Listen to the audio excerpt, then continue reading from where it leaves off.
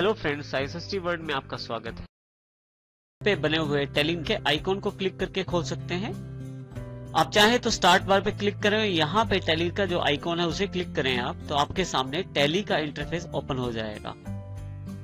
लेकिन जो टैली का इंटरफेस ओपन हुआ है इसमें काफी सारे भाग हैं। अब हम इन भागों की जानकारी ले लेते हैं। पहले सबसे पहले हमारे पास है टाइटल बार। सबसे ऊपर वाली जो पट्टी है वो टाइटल बार है, जिसमें बेसिक विंडोज के बटन भी अवेलेबल हैं। हमारे पास उसके बाद जो बार अवेलेबल है वो है हॉरिजॉन्टल बटन बार। यदि आप यहाँ देखें तो प्रिंट, एक्सपोर्ट, ईमेल, हेल्प के बटन प्रदान किए गए हैं। ये सभी बटन हॉरिजॉन्टल बटन बार पे हैं। इनके साथ अभी यदि ध्यान दे तो P के नीचे अंडरलाइन है, यहाँ पे, यहाँ E के नीचे, यहाँ M के नीचे। इस तरह से हर एक का शॉर्टकट आपको दिखाया गया है। इन शॉर्टकट का इस्तेमाल कर सकते हैं आप अपने कीबोर्ड पे दिए गए अल्टर बटन के साथ। इस तरह से मैं प्रयोग कर सकता हूँ शॉर्टकट्स का भी। देखिए, जो शॉर्टकट मेरे पास यहाँ अवेलेबल है उनका कलर इस वक्त रेड है, अर्थात ये अभी एनेबल हैं। जिनका कलर रेड नहीं है और जो डिम आ रहे हैं आपके सामने, इसका अर्थ है ये अभी आपके पास उपलब्ध नहीं है। आवश्यकता अनुसार ये आपके पास उपलब्ध हो जाएंगे। तब इनके पास जिनका जो कलर है वो ब्लैक और जो शॉर्टकट का कलर है वो रेड कलर में उपलब्ध हो जाएगा। इसी तरह से यहाँ पे देखिए आपके पास क्लोज बटन अवेलेबल है। क्लोज बटन आप टैली के इंटरफेस से बाहर आने के लिए कर सकते हैं। सबसे लास्ट में यहाँ पे कमांड वाइज आपके पास काफी सारे बटन उपलब्ध हो जाते हैं। अभी यहाँ पे बटन उपलब्ध हैं F12। जिस तरह की कमांड आप चलाते हैं या जिस तरह के मेन्यू में आप होते हैं उस तरह के मेन्यू से रिलेटेड आपके पास यहाँ बटन अवेलेबल हो जाते हैं। इस बार को बटन टूल बार कहते हैं। इसी तरह से आपके सामने जो ये एरिया दिखाई दे रहा है इसे हम कहते हैं गेटवे ऑफ टैली, जहां पे टैली के बेसिक मेन्यू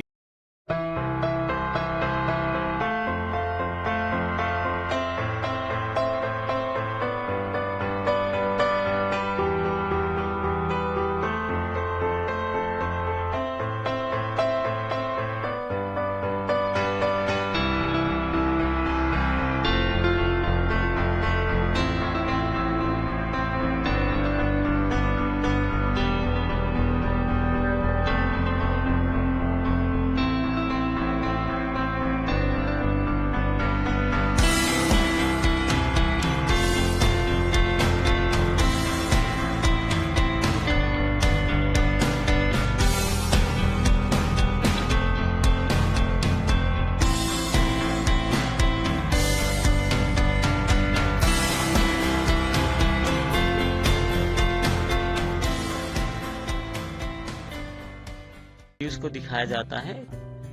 इसमें आपके सामने दो सेक्शन है, एक ये सेक्शन दिया हुआ है लेफ्ट साइड पे, एक राइट साइड पे। लेफ्ट वाले में इस वाली स्क्रीन पे आपके पास, अगर आपके पास जो कंपनीज अवेलेबल हो तो उन कंपनीज की लिस्ट यहाँ नेम ऑफ कंपनी और डेट ऑफ लास्ट एंट्री के साथ अवेलेबल हो जाएगी।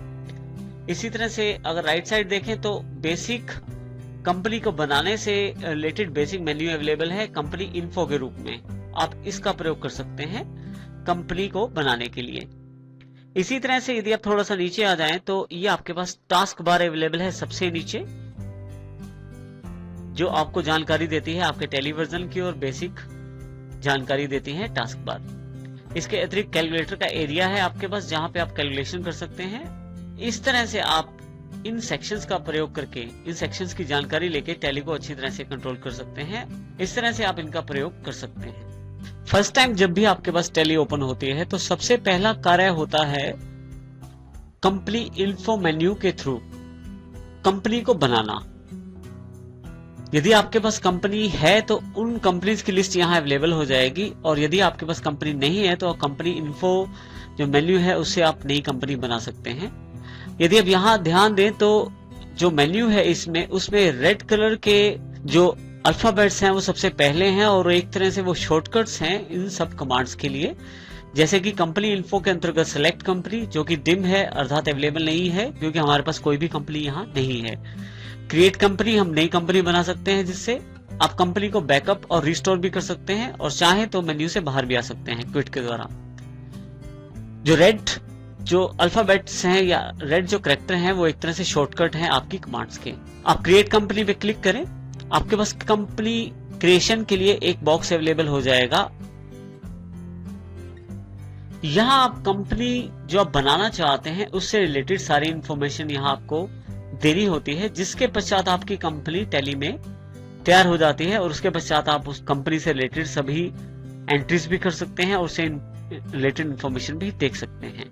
कंपनी क्रिएशन में सबसे पहली जो फील्ड है वो है डायरेक्टरी। यहाँ पे डायरेक्टरी बाय डिफॉल्ट सी में टैली और उसके अंतर्गत डेटा का जो फोल्डर है उसके अंदर है। आप चाहें तो इसकी किसी दूसरी ड्राइव पे भी ट्रांसफर कर सकते हैं। इसी तरह से कंपनी का नाम, जो मैं कंपनी का नाम देना चाहता हूं वो मैं दे सकता हूं। मैं यहां कंपनी का नाम देता हूं हेड फर्स्ट ट्रेडर्स। उसके पश्चात आप यहां पे उसका मेलिंग नेम दे सकते हैं, अर्थात जिस पे आप पत्र व्यवहार करना चाहते हैं वो एड्रेस भी आप यहां दे सकते हैं। बाय डिफॉल्ट टैली जो मेलिंग नेम एक्सेप्ट करता है वो बिल्कुल आप जो नेम ऊपर डालते हैं वो वाला एक्सेप्ट कर लेता है। यदि आप चाहें तो इसे चेंज भी कर सकते हैं। जैसे ही एंटर करता हूं तो मेरे पास एड्रेस वाली फील्ड अवेलेबल हो जाती है, जहां पे वो कंपनी कहां स्थापित है या कंपनी का क्या एड्रेस है वो जानकारी मुझे देनी होती है। मैं यहां उस कंपनी का जो एड्रेस है वो स्टोर कर देता हूं। इसके पश्चात यहां पे जैसे ही मैं एंटर करता हूं मेरे पास नेक्स्ट फील्ड में यहां पे लिस्ट ऑफ कंट्रीज अवेलेबल हो जाती हैं। आप किस कंट्री में रहते हैं और कहां के लिए अकाउंट बनाना चाहते हैं वो आप स्टैट्यूटरी कंप्लायंस फॉर बता सकते हैं। मैं इंडिया के लिए बनाना चाहता हूं, मैं इंडिया को क्लिक कर देता हूं यहां से। इसके पश्चात स्टेट की जानकारी आपको देनी है। यहां मैं देखिए यहां पे एक लिस्ट अवेलेबल हो गई है, इसमें सभी तरह की स्टेट अवेलेबल हैं जो इंडिया में है। मैं यहां से हरियाणा सिलेक्ट कर लेता हूं। इसके साथ ही यहां मैं पिन कोड अवेलेबल करा सकता हूं, जो भी पिन कोड आपके एरिया का है वो पिन कोड दे दें। जैसे ही आप एंटर करते हैं नेक्स्ट फील्ड जो है वो टेलीफोन नंबर से रिलेटेड है। आप टेलीफोन नंबर प्रदान करें, जो भी टेलीफोन नंबर आपकी कंपनी का है। इसी तरह से यदि आपकी कंपनी की कोई ईमेल है तो वो भी आप जरूर बताएं। यहाँ पे देखिए यहां मैं info@headfirsttrade.com के नाम से मेरी जो मेल आईडी है वो मैं दे देता हूं। नेक्स्ट है currency symbol. By default tally rupees के रूप में, क्योंकि हमने यहां से स्टैट्यूटरी कंप्लायंस फॉर इंडिया लिया था तो यहां करेंसी सिंबल जो रुपीज के रूप में ले लेता है। आप चाहे तो इसको चेंज भी कर सकते हैं। अकाउंट्स आप किस तरह का बनाना चाहते हैं, किस तरह का अकाउंट मेंटेन करना चाहते हैं, दो तरह के आपके पास ऑप्शन है टाइप ऑफ कंपनी के अंतर्गत। पहला है अकाउंट्स ओनली, जिसमें केवल अकाउंट्स रिलेटेड एंट्रीज की जाती हैं, और दूसरा है अकाउंट्स विद इन्वेंट्री, जिसमें यदि आप अकाउंट्स की एंट्री करते हैं तो उसका प्रभाव इन्वेंट्री पे भी पड़ता है। जो आप चुनाव करना चाहते हैं, जैसे मैं अकाउंट्स ओनली लेता हूं तो यहां मैं एंटर करके अपने मेंटेन वाले जो फील्ड है उसमें अकाउंट्स ओनली ले सकता हूं। अगली जो फील्ड है वो ये बताती है कि आपका फाइनेंशियल ईयर कब से स्टार्ट है, तो मैं यहां इसको चेंज कर देता हूं। मेरा फाइनेंशियल ईयर 1 अप्रैल 2010 से स्टार्ट है, तो यहां पे मैं 2010 टाइप कर देता हूं। बिल्कुल 1 साल तक आपकी ये गणना की जाती है जानकारी की। फाइनेंशियल ईयर पूरा आपका 1 साल चलता है। अगर मैं 1/4/2010 डाल रहा हूं तो इसका अर्थ ये हुआ कि 31/3/2011 तक मेरा फाइनेंशियल ईयर मेरे पास अवेलेबल रहेगा। बुक्स बिगिनिंग फ्रॉम में बाय डिफॉल्ट वही डेट ले ली जाती है टैली द्वारा जो आप फाइनेंशियल ईयर फ्रॉम में डालते हैं, लेकिन यदि आपकी जो बुक्स हैं वो इन बिटवीन, यदि कि साल के बीच में शुरू की गई हैं, तो आप यहां पे उनकी डेट भी दे सकते हैं। नेक्स्ट ऑप्शन है टैली वॉल्ट पासवर्ड। ये एक ऐसा पासवर्ड है जो आपके डेटा को बहुत ज्यादा सिक्योरिटी प्रदान करता है। इसमें यह ध्यान रखिए यदि आप पासवर्ड भूल जाते हैं तो आप अपने डेटा को दोबारा प्राप्त नहीं कर पाएंगे। अभी मैं इस फील्ड को खाली छोड़ देता हूं। नेक्स्ट जो मेरे पास फील्ड है वो है यूज सिक्योरिटी कंट्रोल। हमारे पास काफी सारे यूजर हो सकते हैं टैली के अंतर्गत। उन यूजर को अथॉरिटी दी जा सकती है कि वो क्या एक्सेस कर सकते हैं और क्या नहीं। इसको कंट्रोल करने के लिए आप यूज सिक्योरिटी कंट्रोल का प्रयोग कर सकते हैं। अभी मैं इसे नो करता हूं। जैसे ही आगे जाता हूं, यहां देखिए बेस करेंसी इंफॉर्मेशन का जो एक बॉक्स है वो अवेलेबल है यहां पे, जिसमें सबसे पहली जो जानकारी है बेस करेंसी सिंबल फील्ड के रूप में। उसके साथ ही नेक्स्ट है फॉर्मल नेम। आप इस करेंसी का फॉर्मल नेम भी रख सकते हैं। टैली ने खुद ही इंडियन रुपीज दे दिया है। कितने नंबर ऑफ डेसिमल प्लेसेस तक आप इंफॉर्मेशन को रखना चाहते हैं, मैं यहाँ 2 दे देता हूं। पहले से ही इसमें टैली में 2 दिया गया है और मुझे भी 2 तक चाहिए। इसके साथ नेक्स्ट ऑप्शन है क्या आप चाहते हैं कि आपको जो सिंबल है वो अमाउंट के साथ जुड़ के आए। इस symbol suffix to your amounts. यदि आप चाहते हैं तो यस कर दें। जैसे ही मैं नेक्स्ट चाहता हूं सिंबल फॉर डेसिमल पोर्शन। अब डेसिमल पोर्शन के लिए क्या सिंबल प्रयोग करना चाहते हैं? देखिए यहां पहले से ही पैसा अवेलेबल हो गया है, क्योंकि डेसिमल जो हमारे पास रुपीस के बाद पैसा आएगा इसने पहले ही उसमें पैसा दे दिया है। आप चाहें तो चेंज भी कर सकते हैं। यदि आपकी गणनाएं बहुत बड़ी है तो शो अमाउंट्स इन मिलियन को भी आप यस कर सकते हैं। नेक्स्ट फील्ड है put A space between amount and symbol. जो आप सिंबल आपने सिलेक्ट किया है, जैसे रुपीस सिलेक्ट किया है आपने, क्या वो बिल्कुल जुड़ के आए आपके अमाउंट के साथ, या उसके साथ एक बीच में स्पेस भी आए? यहां मैं यस कर देता हूं। मैं चाहता हूं कि उसके साथ एक बीच में स्पेस भी अवेलेबल हो। जो लास्ट ऑप्शन इसमें है decimal places for printing amount in words.